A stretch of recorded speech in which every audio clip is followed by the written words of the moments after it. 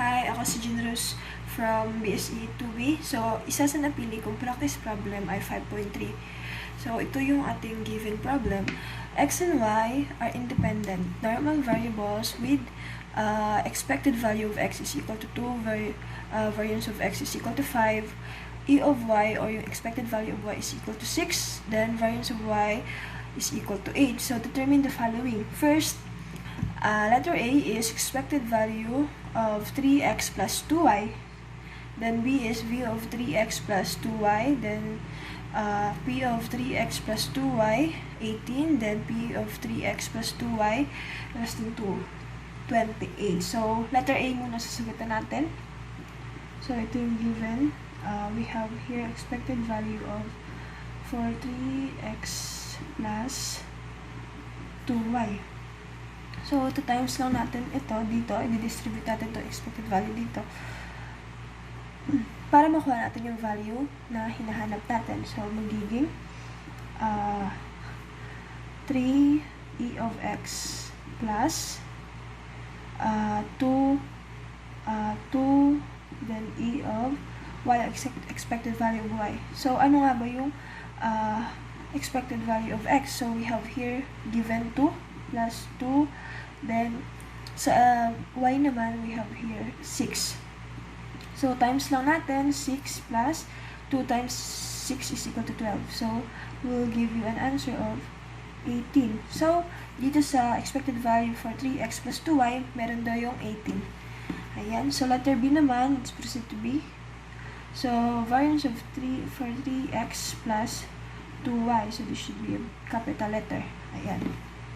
So, the same way, pero ito yung formula kasi natin. So, x then x minus the mean squared. Ayan. Equals to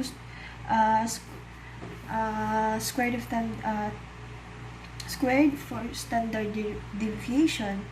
So, sa V natin, we have here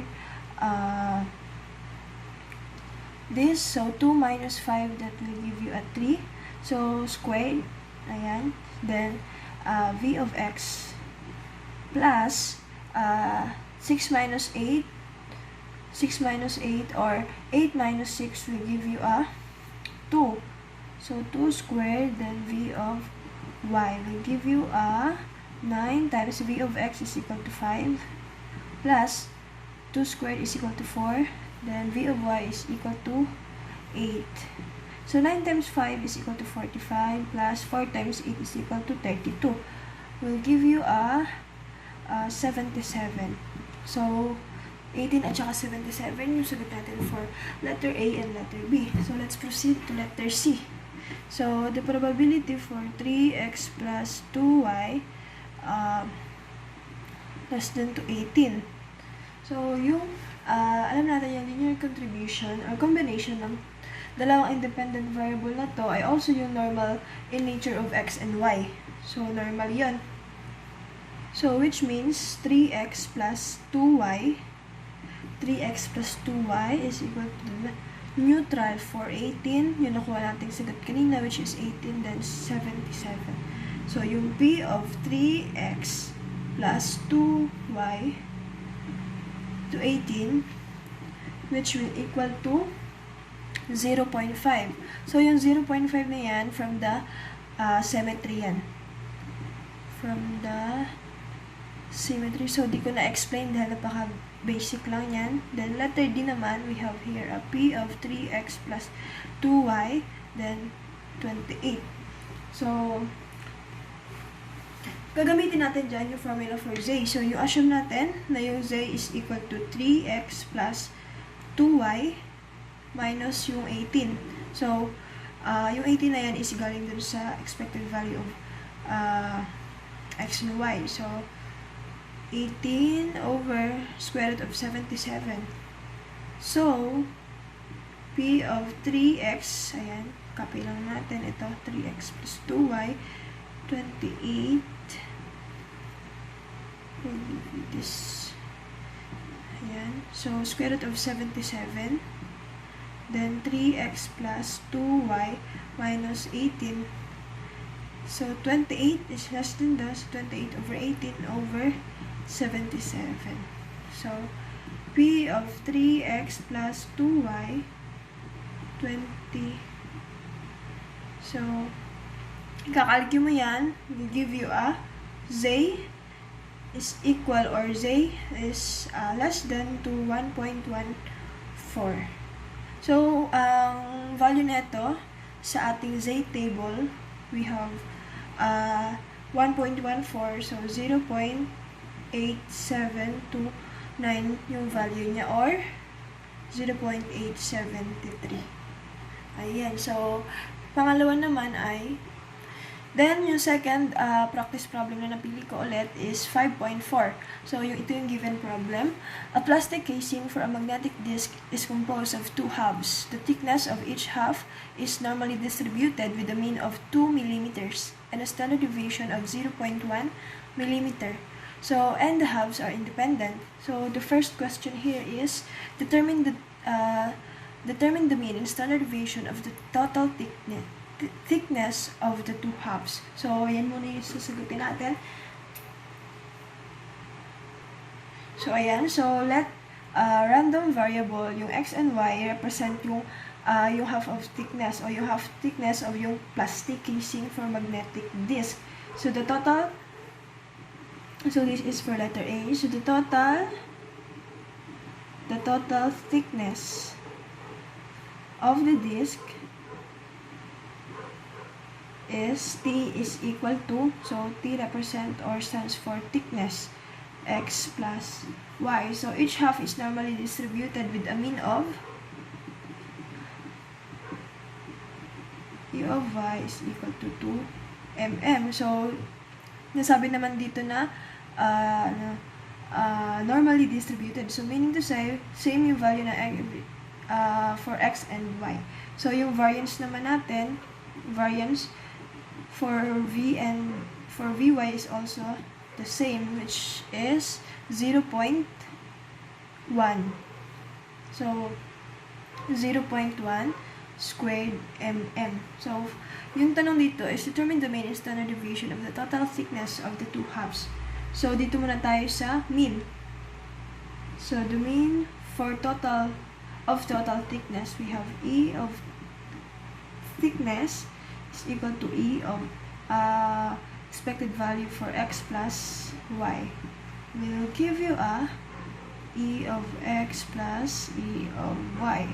So, yung E of x natin is given naman na 2, plus yung E of y natin is given ulit na 2. So, 2 plus 2 is equal to 4. So, ito yung ating mean for the total thickness. So, sa letter B natin under letter A, so yung variance naman, variance na hinahanap, variance of total thickness. So, which represents V of T is equal to V of x plus y. So, V of x plus V of y. So, yung V of x natin is 0.1 squared plus yung V of y natin ay also equal to V of x, meaning to say that is also a 0.1 squared. So 0.1 squared plus 0.1 squared will give you a 0.02. So meron na tayong yung variance of total thickness. So sa letter C naman, under letter A, so yung inaanap is yung standard deviation of the total thickness. So standard deviation is equal to square root of V of T.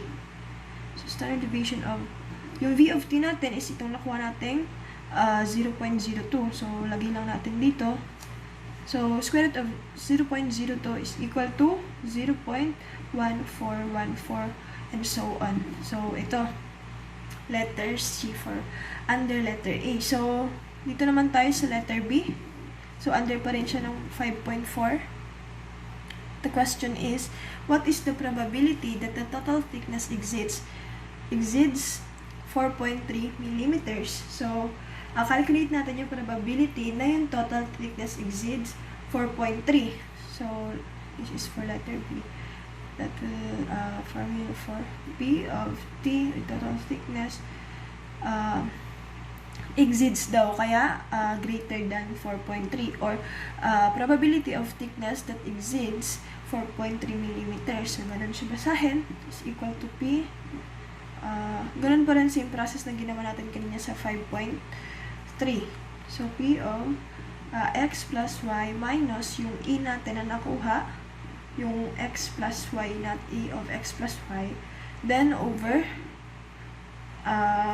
yung nakuha natin kaninang sagot, which is v of x plus y pa rin. So, dugtong natin dito sa 4.3 minus e of t all over to v of t. So, which equals to p of z to 4.3 minus 4 all over to 0.1414. So, ayan, kung i-compute mo yan, sa probability, minus 1 minus p, then yung z na 2.1216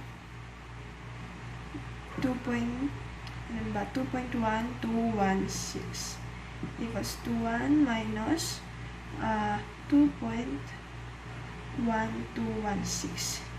So, ilan na equals nito? That will equal to, ito may nakalimutan tayo, equal to 1 minus 0.983, which is equal to 0.017. So, ito yung sagot natin for the probability that the total thickness exceeds 4.33. So, ito lang yung probability. There is the probability that the total thickness exceeds 4.3, which is 0.07 lang. 17. So, ito naman, yung pangatlong napili ko is 5.5. Ito yung given problem. So, suppose that x is a random variable with probability distribution of f of x is equal to 1/4. Determine the following, or the probability distribution of y is equal to 2x plus 1. So, madali lang to, which is yung x daw is equal to 1, 2, 3, and 4. So, ito yung process na gagawin natin.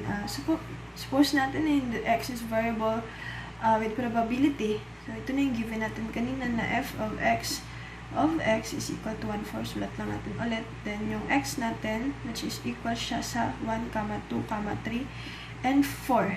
So, then determine the probability. So, ito yung gagawin natin. The probability distribution of a random variable is, yan, given naman na f of x is equal to 1/4 daw for 1, 2, 3, and 4. So, hanapin natin yung probability ng distribution if yung y is equal to 2x plus 1. So, meaning to say, magiging y is equal to h of x is equal to, given na 2x plus 1. So, kunin natin yung value ng x, alabas natin sa x. So, x is equal to h of y equals to y minus 1 over 2. So, nangyari to, inano lang natin, dinerive lang natin para x yung mahanap nating sagot. So, the corresponding values for h of x will be, ayan, let's ulit natin, corresponding values of h of x. So, sa letter h, so, yung h natin, o yung value ng x natin sa una is 1. So, 2 times ito yung gagamitin nating formula. So, 2x plus 1. So, 2 times 1, yung value ng first x natin, plus 1 is equal to 2 times 1 plus 1 is 3. So, if yung 2 naman natin, if yung 2 na value naman ng x yung gagamitin natin, we will have 2 times 2 plus 1 pa rin. So, 2 times 2 is equal to 4 plus 1 is 5. Then, sa 3 naman, So, 2 times 3 plus 1. So, 2 times 3 is 6 plus 1 is 7. Then, last is 4. So, value ng x is 4. So, 2 times 4 plus 1 is equal to 9. So, nakuha na natin yung mga corresponding value of h of x corresponding to or in terms with the with y is equal to 2x plus 1. So, the probability of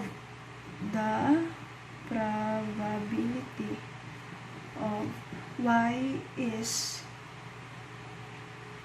f of or fy of y is equal to 1/4. Ayan. 1/4 for y is equal to 3, 5, that is 3, 3, 5, 7, 9. So, this is our answer for this problem. So, pang-apat naman na napili ko is problem 6.1, practice problem. So, ito yung given problem. Sign lang natin.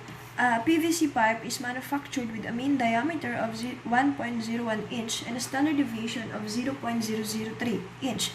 Find the probability that a random sample of n is equal to 9 sections of pipe will have a sample mean diameter greater than 1.009 inch and less than 1.012 inch. So, let x denote the sample diameter or the sample mean diameter. So, central limit. So, ito yung central limit theorem na to is yung ginamit natin kanina din sa following natin ahead na nakuha natin kanina. So, z is equal to yung mean diameter natin minus yung mean all over to standard deviation all over to all over to n. Ayan, so ano na yung gagawin natin sunod? So, magpa-probability na tayo. Probability of yung given dito na mean diameter, which is yung hinahanap. So, that is 1.009 less than to the sample mean diameter, which is 1.012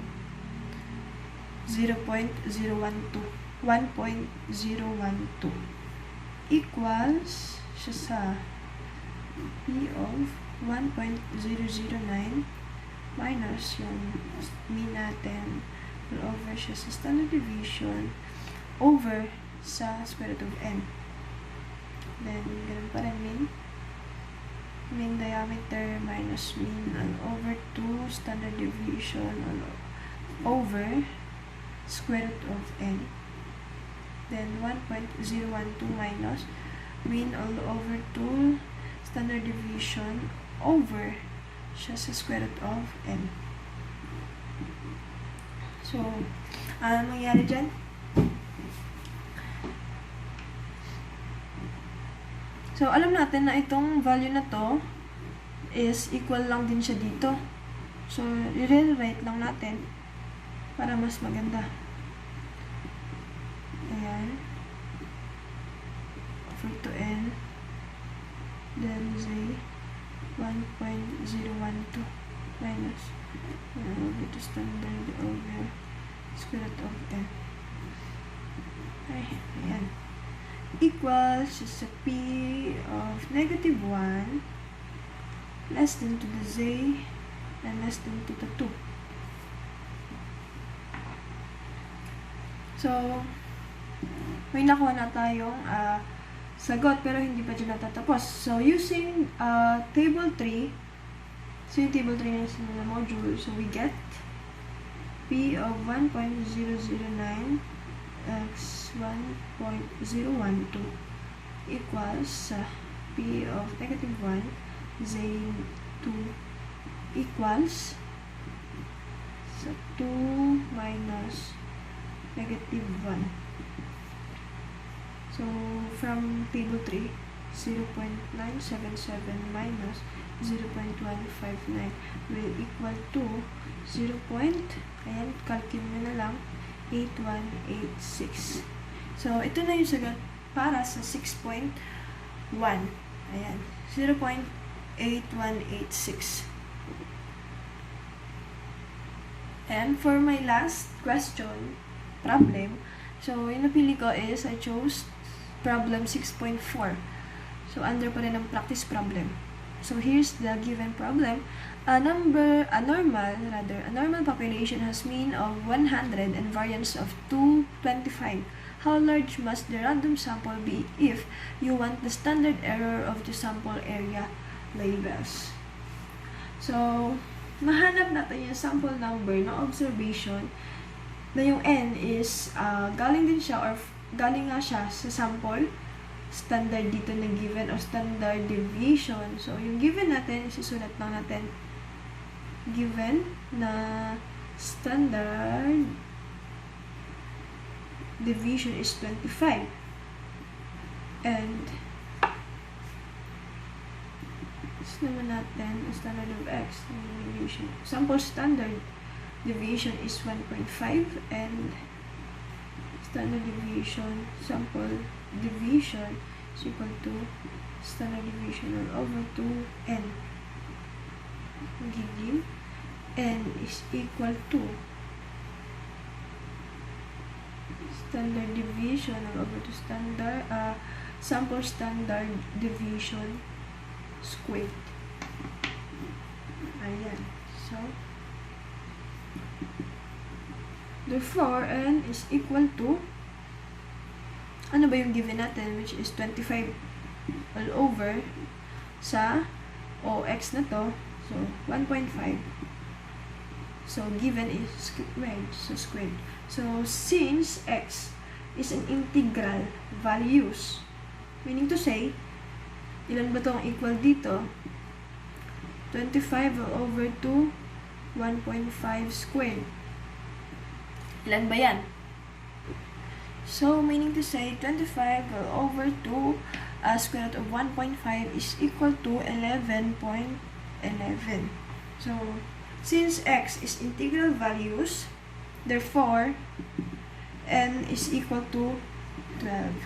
So, ayan yung ganyan kalaki yung random sample if you want to standard error of the sample average to be 1.5. So, yun lang. Hope you learned something. Thank you.